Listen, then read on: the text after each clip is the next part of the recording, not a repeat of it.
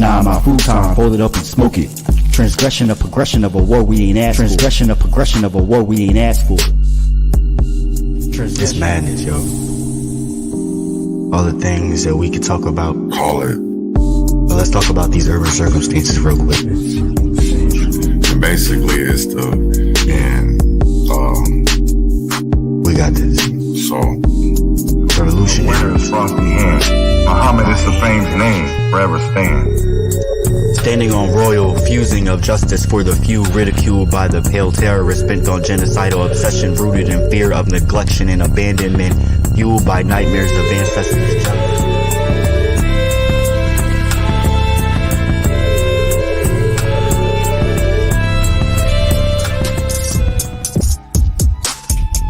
Truth, because at the end of the day, I still want to be able to I don't dislike George Washington. The kind of friends I think all friends should be like my friends. My friends are the kind of friends I think everyone needs. My friends see the things at times I don't see. My friends hate the police.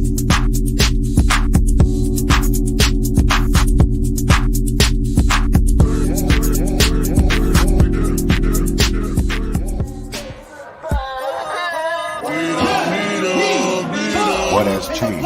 Are deemed the criminals, and the blacks are deemed the criminals. shut up for help. Reflection ain't nothing but the inner child trying to see you. You gonna look? You gonna pick up that book? Lord, keep me far from the faith. Guide me through night and day. Teach me your ways. Show me the righteous way to sway. Lord, can you teach me, please? Show me the way, I'd say.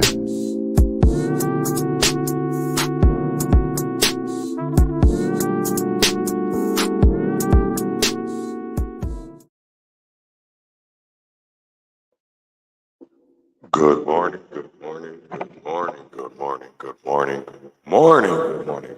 How is everybody doing this morning? You are tuned in to another episode of the Urban Conservative. Today, we're going to unmasking injustice, lethal patterns, and the rise of cluster B society. I know a lot of people probably don't understand what cluster B society is. We're going to talk about that today a little bit. We're going to get into the characteristics of certain things. And I want people to pay attention to what is being talked about as well. Please pay attention and learn and educate yourself today. I'm your host, Chaz Neal. Today we're addressing a tragic incident in Los Angeles County, raising serious questions about police conduct.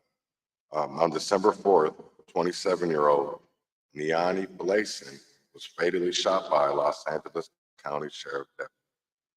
She had called 911 for help after an attack by her ex-boyfriend. Yet the situation escalated, resulting in Finlayson losing her life. This marks the second fatal shooting involving Deputy Ty Shelton, who had previously killed Michael Thomas in a similar circumstance in 2020. This troubling pattern of lethal force by Deputy Ty Shelton raises concerns about law enforcement's response to domestic violence situations. In the absence of body cam, adds yet another layer of opacity, hindering transparency and accountability. I have a video basically telling both stories of Niani, and I'm sorry if I'm saying her name wrong, Finlayson and Michael Thomas. So let me play this first video that you're going to see. And this is about Miss Finlayson, who was killed December 4th of this year by Los Angeles County Sheriff.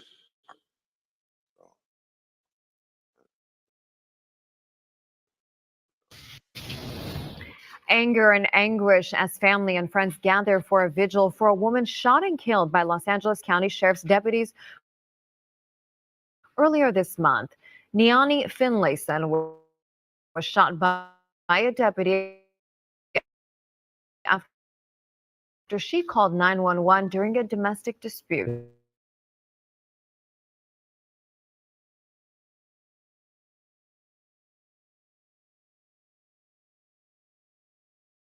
Deputy in front of her 9-year-old daughter. I just wish I could turn back the hands of time and just be with her. Tracy Hall wishes to spend time with her daughter, 27-year-old Niani Finlayson, and her ex-boyfriend was trying to strangle her. But her cry for help, they say, turned out to be more harmful than anything. How could it be? You know, we're supposed to depend on the law to protect us, or, you know, at least try to that they can, but it seemed like their heart was not there. LASD reports that it responded to a domestic dispute and heard Finlayson threatening her ex-boyfriend with a knife. It says when they observed her approach her ex with the knife, one of its deputies fired. But Finlayson's family and their attorney dispute this account. We don't understand why a woman who calls for help, expecting the officers to protect and serve her, winds up with officers hunting and killing her. Attorney Bradley Gage says officers shot Niani outside into her apartment where they lacked a clear line of sight, and explains that Niani had the knife to protect herself and her daughter Zaisha. Officers should be trained that they are not supposed to shoot and kill when they don't know who's there or what the surroundings are. The LA District Attorney is now looking into whether or not criminal charges will be filed. And the Sheriff's Department said in a statement that, quote, after the shooting is thoroughly evaluated, policies and procedures were followed. We should not be doing this when we calling for help and trauma comes. On Saturday, Niani's family and friends gathered her honor with candles in hand and a call for justice. While no amount of money can bring her back, the family is suing the Sheriff's Department and county for $30 million in damages. Her father says the deputy in question violated his oath to the community. Because when you raise your hand and you say to the service I serve, and then you don't serve that purpose, then why are you even in the patrol car? And LASD says it hasn't yet received the family's claim, but it takes all deputy-involved shootings very seriously. It says in an effort to be transparent, it's going to release the body-worn camera footage by early next week. In Gardena, I'm Rachel Menitoff, KTLA 5 News.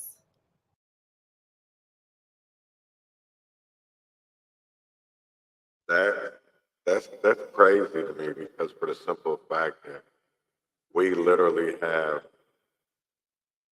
Black people that are dying every day at the hands of the police, and for the simple fact that this has been similar circumstances of this officer Shelton doing the same thing. To me, that's an issue, because how do you call 911? No, what do you mean? Am I doing two lives at the same time? Is something wrong? No, I'm not doing two lives at one time. I'm doing the same one. Is it? Oh, is it different? I don't know why it's different then. I don't get it either. But it's crazy how we call for, help in domestic violence situations, and something. I don't think, maybe the internet. I'm not sure. I don't know. Maybe that's what it is. The internet, the Wi-Fi. They don't ever want the truth coming out. But it's we sit here and we constantly deal with police brutality, police misconduct, and yet every election, because now it's literally, we're coming up to a presidential election, and you have all of these people making promises. And it's like, it's, are we going to stand for it? Or are we going to fall for it. You know what I'm saying? It's like, what I mean is, are we gonna stand against it? Are we gonna fall for it? Because I'm not telling anybody to go out here and vote Republican. That's not what I'm saying. I'm telling you to educate on the policy, educate yourselves on what these people are really about. Get to know them. Don't just go up there because they talk a good game.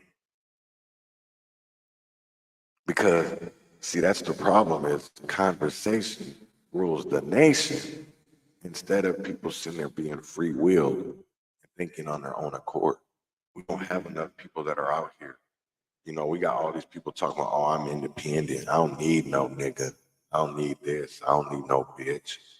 But yet, always asking for some with their hand up, but just in a subliminal way without making themselves seem like they're looking for a handout. You know, and that's what literally we have when it comes to these Democrats, because what has changed since 2020?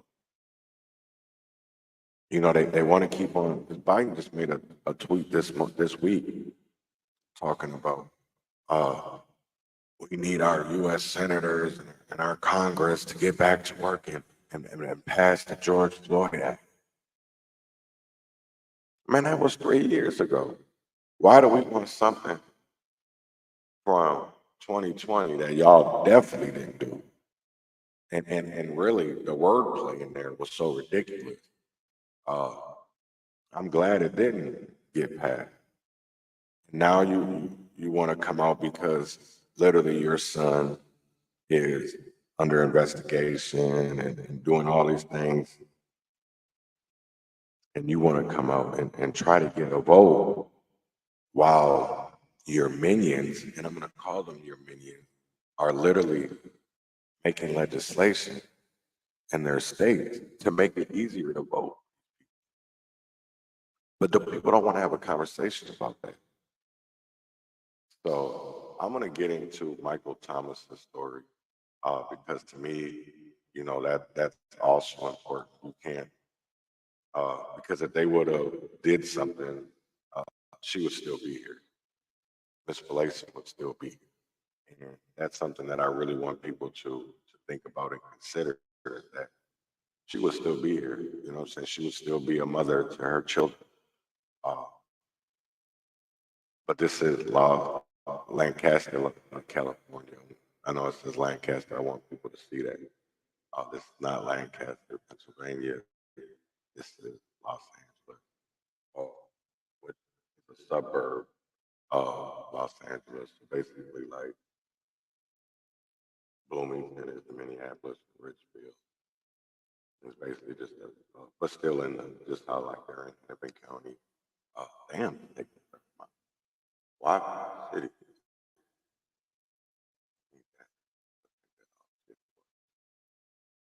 Well, that's just with the internet. And I definitely didn't set it up beforehand. I should have.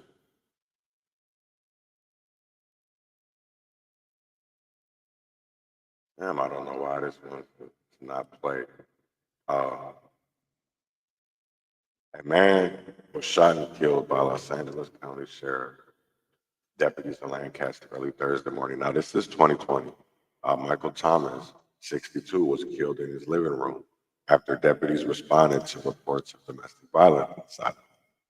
According to deputies, Thomas came to the door but refused to comply. I heard Michael say, "I have a right to not let you in my house," said his fiancee, Kimberly. However, her story differs from deputies' telling of what happened next. The sheriff's department says Thomas struggled with deputies reaching down to try to take one of their guns, prompting one of the deputies to shoot. Kimberly says Thomas was only trying to turn away from deputies. The family's attorney, Bradley Gage, said, and who is the same attorney for Ms. Finlayson, family, said Thomas did not have a weapon and was not hurting his fiance. According to the family, the two were only having a verbal argument, and there was no reason for Thomas to be detained in the first place. That's exactly why we have a Fourth Amendment. Gage said it's to avoid the kind of illegal searches and seizures where the police come into people's homes and harm them or here killed them. The shooting occurred at 5:23 a.m. in the 600 block of West Avenue. Page 12, the Sheriff's Department report. I don't know what that means. Currently, LA County Sheriff's deputies are not required to wear body cams. The LA County Office of Inspector General is investigating the shooting. So really, it's when it comes down to stories like this, you have, you know, his word against their word. And what do we always see in America? That police are believed, but yet they're legally allowed to lie. They're allowed to fabricate evidence. They're allowed to tamper with it, all in the name of justice. That's not transparency. It's not honesty, but yet we fall for it every day. We fall for it every day. You know, I want people to think about this as well, because today is December 24th, 2020. We are going into a new year in less than a week, almost a week. And really this next week, you know, not gonna do shows, probably but two. I'm gonna do a end of the year next weekend. And then probably Wednesday, I'll do a DAC, the urban concern. But I also will be on Twitter Friday night with Reverend Tim Christopher talking about what's going on in Minneapolis. So please be on the lookout for that. You know, I don't know if people know who Reverend Tim Christopher is. Somebody that is really out here trying to make it better for us. And I know everybody does not see eye to eye. We're not all going to see eye to eye. But I believe with education and understanding our past, understanding our history,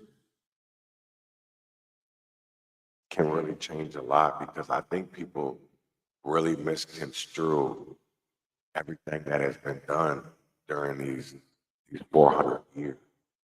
You know what I'm saying? And I think if we really start to look at the core issues of our problems, and I'm not talking about writing legislation. That's not what I'm talking about. I'm talking about is them finally admitting that certain things made it the way that it is today. Because that does all Democrats and Republicans have done over time is wordplay. That's it. It's all been about wordplay. And yet we fall for it. I don't understand why we fall for it. Because you don't have to be educated. All you have to do is pay attention to what's going on around you and understand. Because how can we be having all this money coming to our communities since COVID, right? And all these nonprofits, but yet our communities aren't getting any better, they're getting worse. So you tell me, how does that help? How does that help? And then the same people that we listen to for entertainment, these people that we go see in the movie theater, you know, your favorite artist, you know, you might maybe go to their concert. And yet motherfuckers are so scared about this Epstein list coming up. 170 names.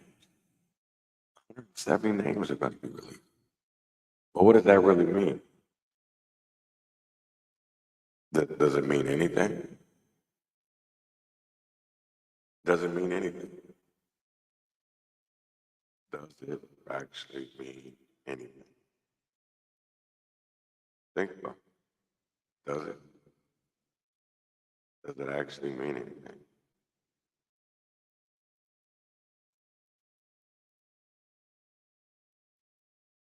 Does it?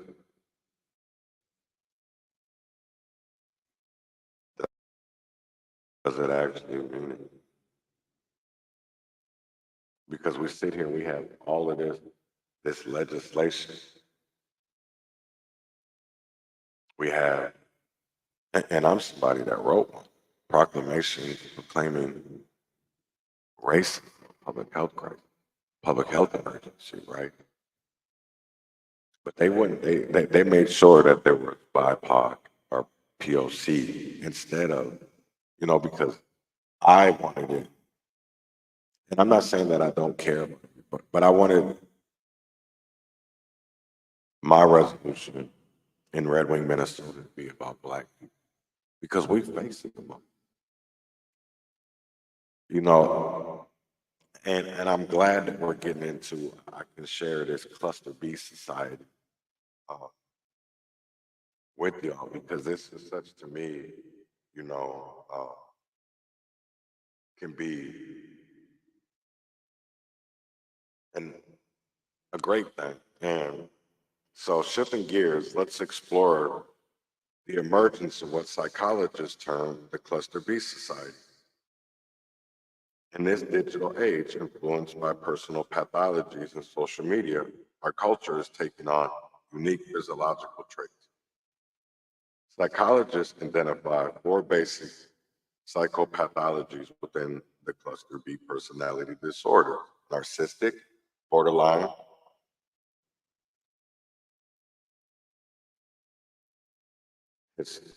histrionic, and antisocial. These traits are now shaping the patterns and structures of our society, from politics to recruitment videos. The scenes of American public life increasingly resemble a cluster B psychodrama where victimhood replaces accomplishment, accusations replace disagreement, and false compassion manipulate citizens into compliance. The modern university is identified as the primary replication site for these cluster B pathologies. Campus culture, dominated by a growing number of female administrators, prioritizes nebulous concepts like trauma and systemic injustice over substantive debate. As we witness the transformation of our world, it's crucial to understand the impact of these cluster B traits on our culture, institutions, and political landscape. I found a video, well, I didn't find it, I got sent, by Jewel off of, and if you don't know who Jewel is, please go look her up on Twitter. Very smart individual. Same with Robert Johnson. If you don't follow him, please go do. These are very people that, when you sit there and you have discussions with them, they show you, you know what I'm saying?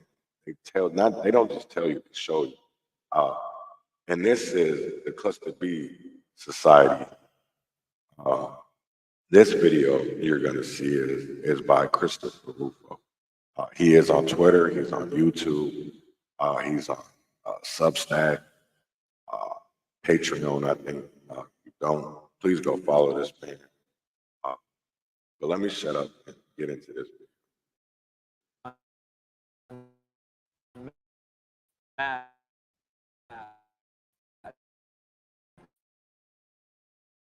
Healthy debate has been replaced by activist hysterics. Masculinity is condemned as regressive, while men insert mental breakdown. It's easy to laugh at these outbursts as the ravings of a small but vocal minority, but the compromised...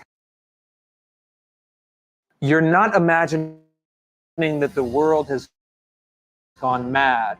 Healthy debate has been replaced by active, while men in skirts and heels are celebrated in the public square. It's as if we're experiencing a society-wide mental breakdown. It's easy to laugh at these outbursts as the ravings of a small but vocal minority, but the compromised health of our body politic is not a trivial concern. A strange new pattern of psychological dysfunction has infiltrated our most prestigious institutions. Our bureaucracies, in short, we're sick, is out of balance. We've been consumed by a cluster of disorder that appeals to our worst instincts and deranges our most important social functions. We need to recover our sanity, but to do so, we must first know exactly what we're dealing with.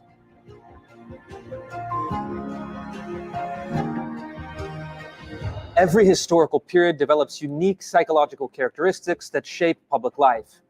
After World War I, we had the lost generation that was shell-shocked and disillusioned.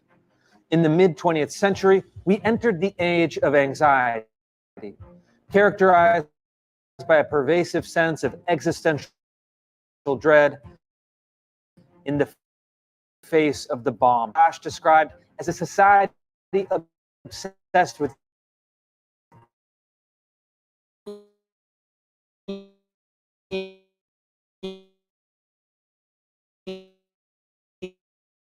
ego, desire, and self-image. Today, we are witnessing the emergence of something like the culture influenced by the power of social media.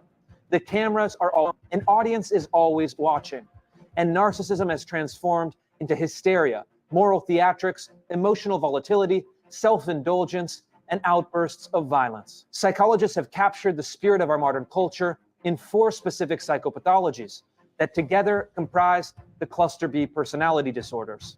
Narcissistic personality disorder is characterized by a sense of entitlement, obsession with one's own self-importance, and deep feelings of resentment, often expressed through moral self-righteousness. Borderline personality disorder is characterized by an unstable sense of identity, black and white thinking, feelings of emptiness, and recurring self-harm and suicide attempts. Histrionic personality disorder is characterized by excessive emotionality, sexual provocation, and attention-seeking, often to serve a pathological need for sympathy.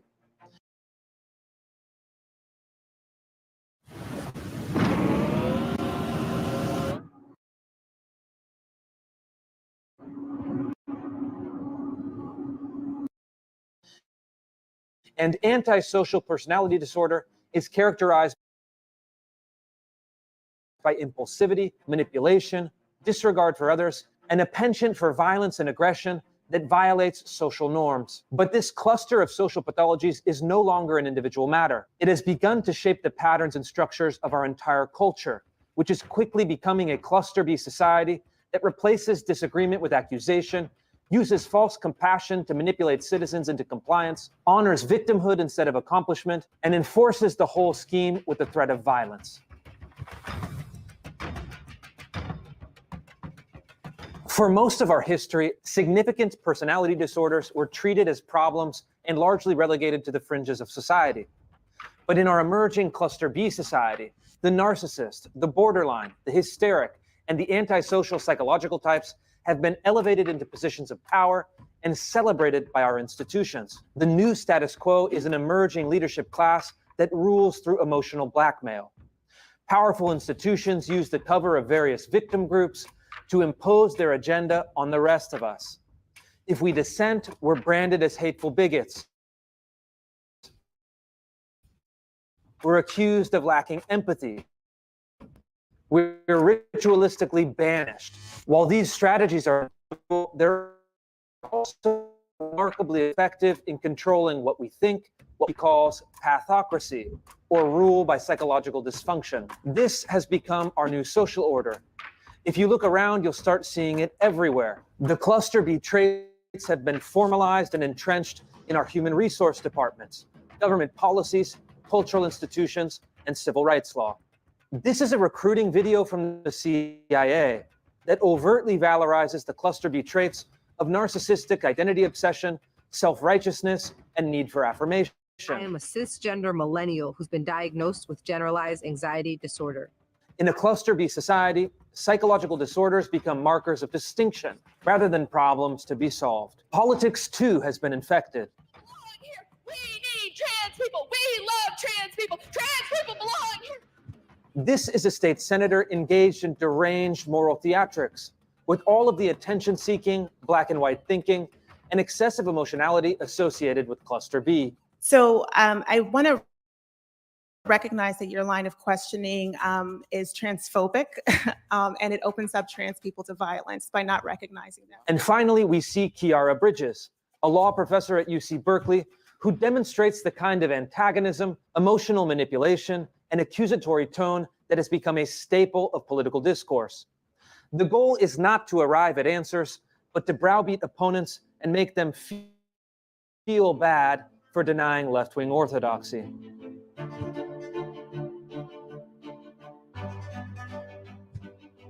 The modern university is the primary laboratory for the cluster B pathologies.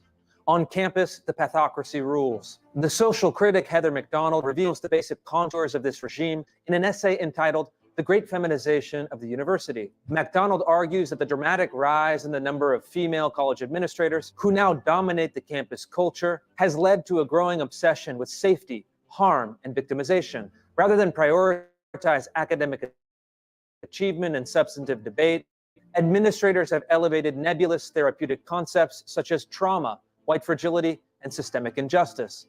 As McDonald notes, when students claim to be felled by ideas that they disagree with, the feminized bureaucracy does not tell them to grow up and get a grip, it validates their self-pity. As a result, American college students have found themselves in the midst of an unprecedented mental health crisis. According to the University of Michigan's Healthy Minds study, more than 60% of college students meet the criteria for at least one mental health problem, a nearly 50% increase since 2013. The more we indulge cluster B-style pathologies, the more we replicate them in our institutions. But rather than reverse course, university administrators have only leaned further into this broken model. Students are told that they are always under attack, that their safety is always threatened. And rather than strengthen them for meeting these challenges, administrators fight to sanitize the campus environment and shut down any speech deemed harmful or offensive. This is the perfect recipe for enabling and encouraging cluster B-style narcissism and hysteria. Scenes and sentiments like these have become ubiquitous, and they work.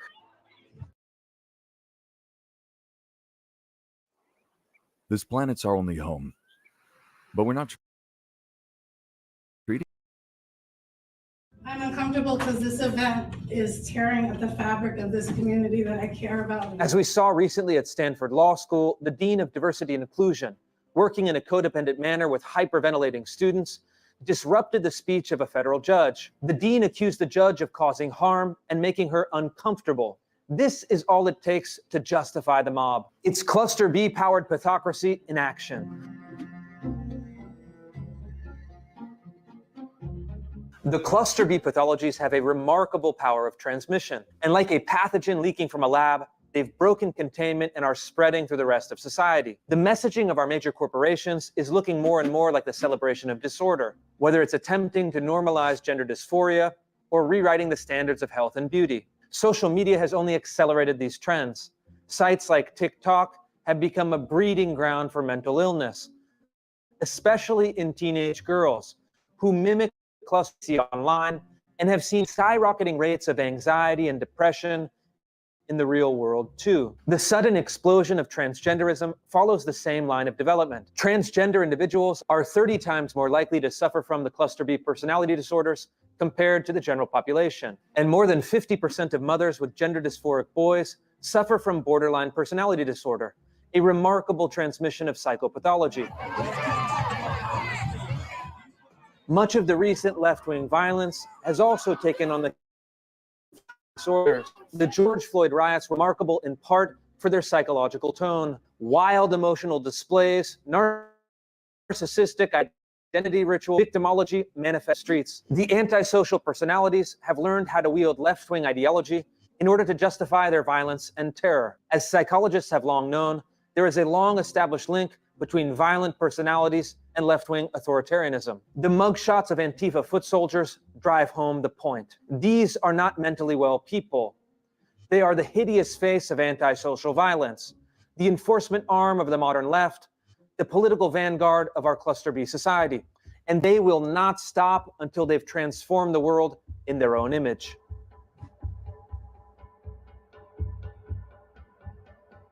Anonymous right-wing critics have taken to calling this strange new cluster B regime the Longhouse, a matriarchal form of society that privileges the values of care, concern, and feminine social strategies. In an essay for the magazine First Things, the pseudonymous writer Lomez explains that women now outnumber men in professional managerial roles and vastly outnumber men in human resource departments, which have outsized influence on professional and cultural norms. The left, too, is now acknowledging the emergence of the Longhouse. In her presidential campaign, Hillary Clinton confidently declared that the future is female. And in an essay for The Atlantic, Hannah Rosen heralded this change with an essay titled The End of Men. Both were correct, but While some are celebrating this shift, our female future is not an unalloyed good. Despite what we're told, biological sex differences are real, and an imbalance between the two has negative effects for everyone. Taken too far, overly feminized leadership produces exactly the kind of cluster B society we're living in today. One in which identity is rewarded over merit, in which victimhood is prioritized over competence, in which antisocial behavior goes unchecked, in which moral narcissism is the currency of the realm. The cluster B society is upon us, and we must find a way out. We must find a way to restore balance, to restore order, to restore sanity, because if we don't, we are resigned to a world gone mad. If you want a picture of that future, imagine this person screaming in your face forever.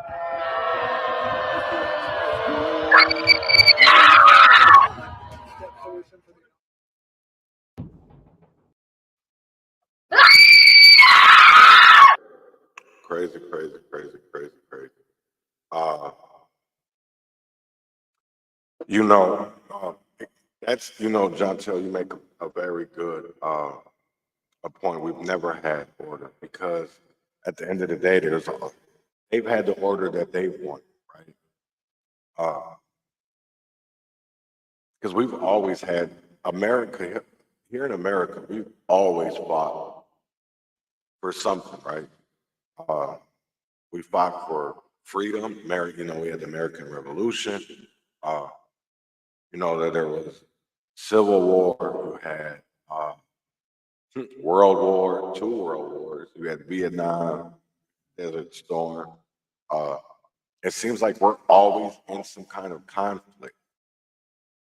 But yet we always want to solve out yonder, but we never want to solve what's going on within our own continent, our own nation. And that always baffled me because, right now I see a lot of people talking about the immigrants, the migrants, you know what I'm saying, that are coming from the border. But I seen a video yesterday. These were all niggas. These weren't, you know what I'm saying? So it's like, it wasn't Latinos, Hispanics, the usual type that the world, the mainstream media likes to feed you. These people are coming from other continents that aren't down there. And again, I don't want, man, he don't like nobody. No, that ain't got nothing to do with that. This ain't got nothing to do with that. But literally, if we're taking, this is my thing, right? Everybody deserves freedom. Everybody deserves the right to have a good education. Everybody deserves to have a food on their plate. Everybody deserves to have clothes. Everybody deserves to have a nice housing. You know what I'm saying? We don't have that right now. That's just far in between. Because we are brainwashed, but as it goes on, and I will say this because the more that I educate myself, the more that I see that these things are it's like, how the fuck can you not say it's not true? Because ADHD has been on the rise in the last, let's say 10, 15 years, where all they want to do is medicate our kids, right? Oh, he can't pay attention in school. He can't do this, he can't do that. You know what I'm saying? And then it's like, so then they want to put them on medication. They want that. See, my thing of it is that I've always felt when it came to these medications is that it was easier, or that it is easier to take the mind over somebody else, to have them thinking how you want them to think, how you want them to be, because you're putting chemicals in your body that we don't understand what they do to people because they do it to it differently. Some make them maybe think a little bit slower or think a little bit faster, gives them a little bit more energy, helps them sleep. So how is it that that's not allowing these people to really reprogram our kids. When literally half of the world is literally stuck on something. So let's talk about, I guess, Robert is somebody that I brought up during this live. Is Matthew asks, my question is, how can we worry about migrants at the border if tax funding from our nation, generation after generation, has been used to bomb other nations, endanger their people, oppress them, and cause them to want to come here because it's not happening here? Something to think about. We do harm as a nation to other nations through our government. Oh yeah, I definitely agree with that. I definitely agree with that. I definitely, because you do see, I mean, I'll be 100% honest. That's literally something that I talk to people all the time. I have conversations about. It's like, I couldn't imagine living in Gaza. I couldn't imagine living in Ukraine or Russia, because literally we've been at war. But the only acts of terrorism that we've had here is 9/11. We have more domestic terrorism than we do international terrorism. And that's what's always baffled me, because, but I think that's all going to change though in these next few years, because I honestly believe that we're going to be attacked, but not in the way that we attack the country, because I think people are going to allow it. Certain countries are going to allow us to attack ourselves so that we dissolve ourselves. So then that's when that's how I see it. I see us as our own country. I see us abolishing ourselves. I literally see us doing the job that other countries wanted.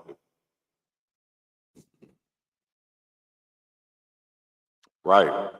No, and it's crazy because we literally, right, because you look at Nicaragua, you look at Colombia, you know what I'm saying? These countries that, what are their biggest import?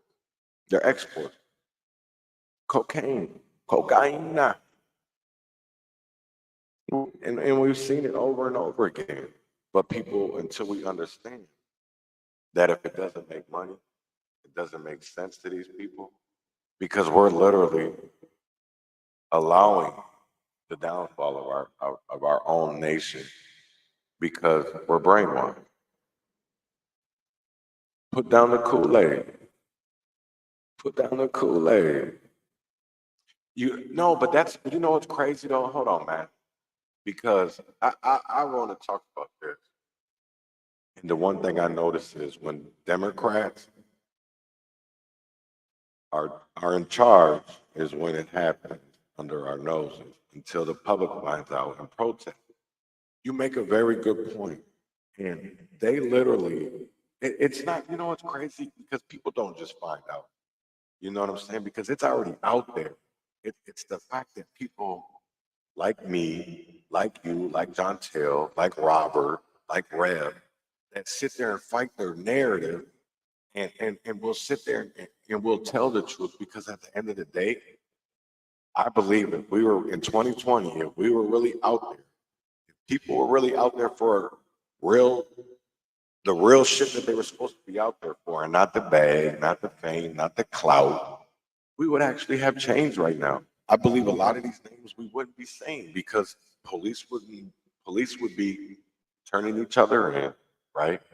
You would have legislation on books. You would have so many other things in play, and we don't, because we're still trying to divide and conquer each other. We're doing their job for them. That's what's crazy. We're literally doing their job for them. Literally. And then we get happy. You know, it's crazy, and I want to kind of want to get off. I really don't want to get off this cluster B society, but there's some that's been bugging me for a couple of days now. And I want to talk about it. Kimberly Potter was officially let off parole yesterday. And, you know, it just made me think of justice, accountability.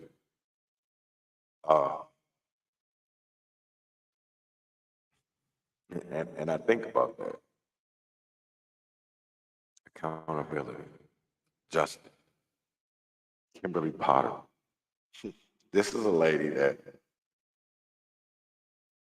was a veteran officer, training officer. She was a vet. And yet, is about to be still training people. Still training people. And it's like, to me, that's a slap in the face. It's such a slap in the face that they say she made a mistake. Okay, so you got somebody that y'all say you will openly, admittedly say that she made a mistake. And yet, under pressure, she made a mistake, but yet you guys are comfortable allowing her to train officers still. That's crazy to me. I will never understand that. I will never understand that. And that's the shit that we fall for. And it pisses me off. It pisses me off. It pisses me off, man. Because you literally have families out here suffering. You know, today is Christmas Eve, right? Christmas Eve. You're going to have kids out here that haven't had their parents in a while.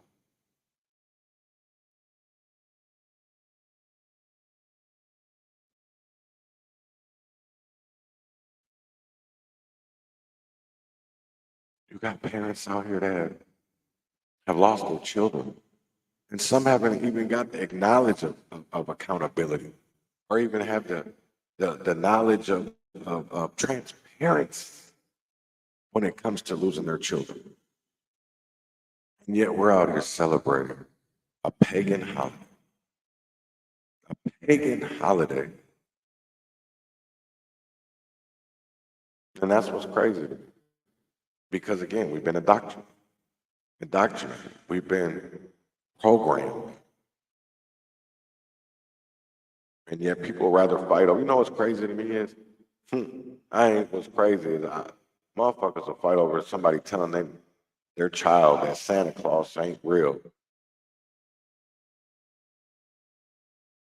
But yet we'll go cheat. Make it make sense. How you gonna fight over something about? I'm gonna tell you right now, we being American, our value system. You know what's really missing in America? Integrity. Integrity. Nobody has integrity anymore. Nobody. Nobody has integrity.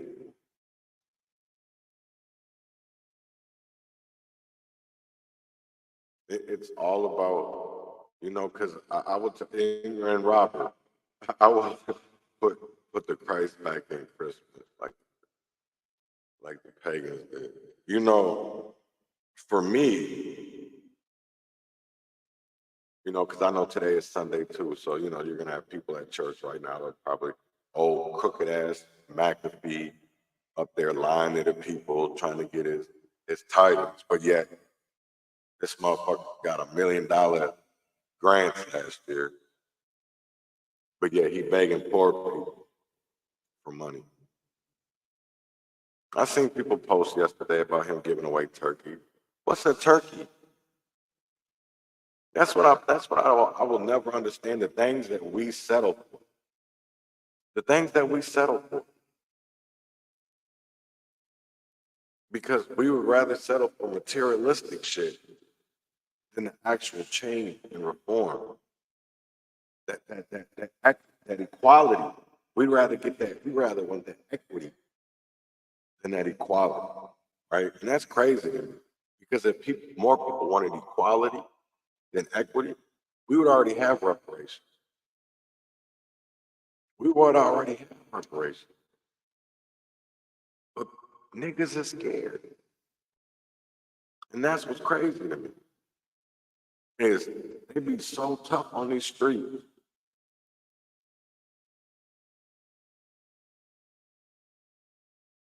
But scared to pick up a book. They ain't scared to pick up a gun, but they scared to pick up a book. Like that motherfucker gonna shoot you or something. No, but it'll educate you. It'll educate you. Right. Oh yeah, of course the church haven't been following. That's Christianity is a tool of white supremacy. This is TD Jakes. And this ain't got nothing to do, again, like I'm gonna say, ain't got nothing to do with him being a power bottom. I don't care what that man do sexually. That ain't got nothing to do with me. I can care less.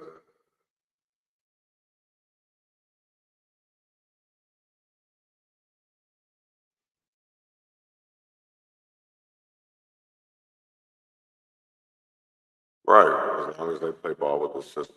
You know, I want to go back to something that was in the Cluster B Society when it was talking about, and I kind of forgot what they were exactly talking about. But he was talking about the four things that really you see today in America and what is affecting America. And a lot of what Rufo said, I honestly, the way that I read it, the way that I hear it, it reminds me of the Willie Lynch syndrome and the makings of a Negro Christian, because it's all, both of those documents, both of those were written in the mind of getting inside of people's heads for years to come. It's just like, to me, it's no different because people always ask, well, not always ask, but you know, we see these street worker and sex worker, my bad. I don't think that's what I said. Sex worker. And how they can sell their body. And yet we want to judge them, right? We're so quick to judge, but don't understand them, why people do the things that they do, right? And I know people are like, why the hell is he going? Because we're so quick to judge, right? Right? But yet we have politicians that have sex with kids, or we have cops that have sex with kids, and we don't second guess it. But we'll look at that sex worker all bad. Yet she's doing something with another consenting adult and getting paid for it, right? Which is a service. Same thing as a massage. But because there's laws into it, it's illegal.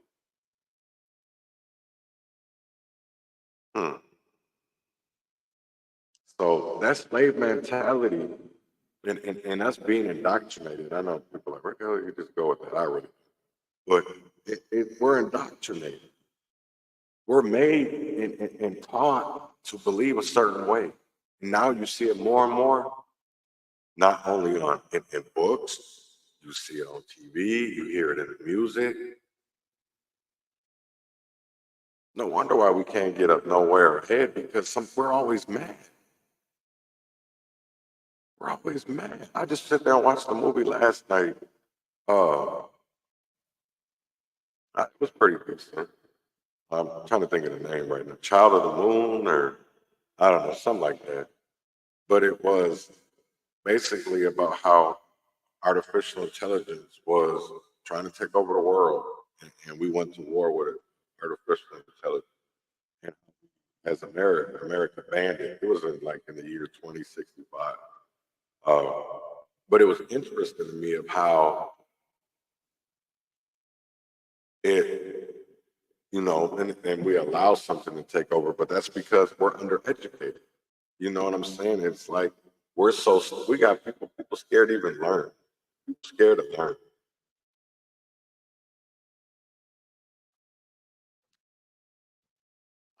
People scared. Let me know if y'all hear this real quick.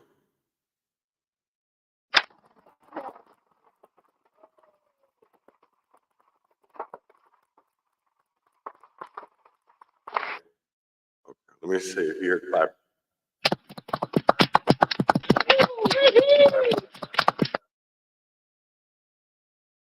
What about thunder?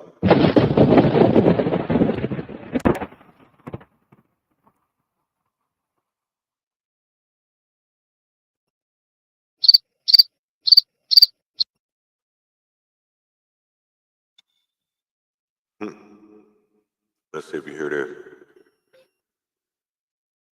Good morning, good morning, good morning. No, I don't know. Whatever. Low-income kids are brainwashed to go sacrifice themselves for the system. The right-wing ones often become feds of law enforcement. You know, I sit there and I think about that, right? Most inner city families you find,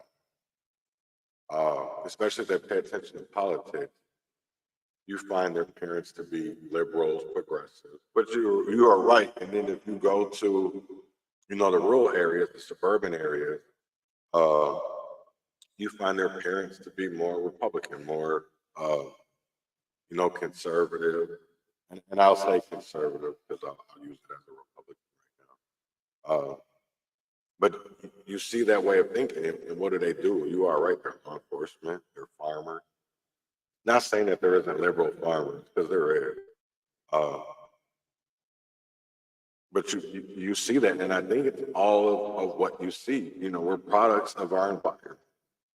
And I don't understand why people don't understand it, because at the end of the day, we are products of our environment. Regardless if we like it or not, we say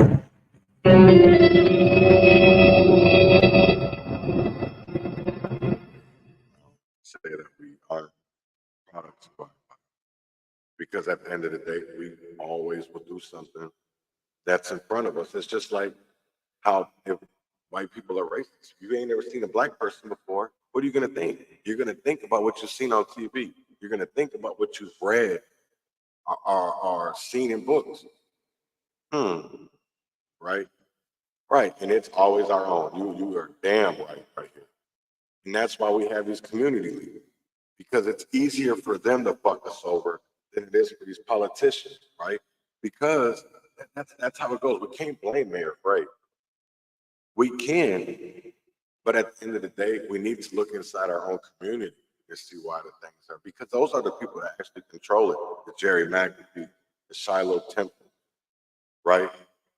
The West Salem. That's who controls that shit. Because if they literally wanted to stop the violence, if they wanted to end homelessness, just like that, it would be done. And I say that, and I mean that wholeheartedly, that they would literally, with a snap of the finger, we could end gun violence, we could end drugs, all of that in a snap of a finger, without even having to do anything forceful. Without having to do anything forceful to do. But that's the right thing to do, and they don't want to do that. So until next time, y'all already know what it is. Thank you for tuning in to the Urban Conservative. Win or fail, freedom or jail, heaven or hell, wish me well, y'all. Enjoy your Sunday. Merry Christmas. I don't celebrate it, but a happy Hanukkah, happy Kwanzaa. Tu Wong Fu, Mary Jew. Every day, fighting for my life. Every day, fighting for my life. Fighting for my life.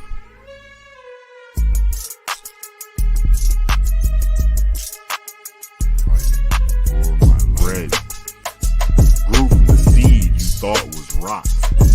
I think not. Fire bred desire to rise above denial, to rise from former ashes to face new trial or more triumph.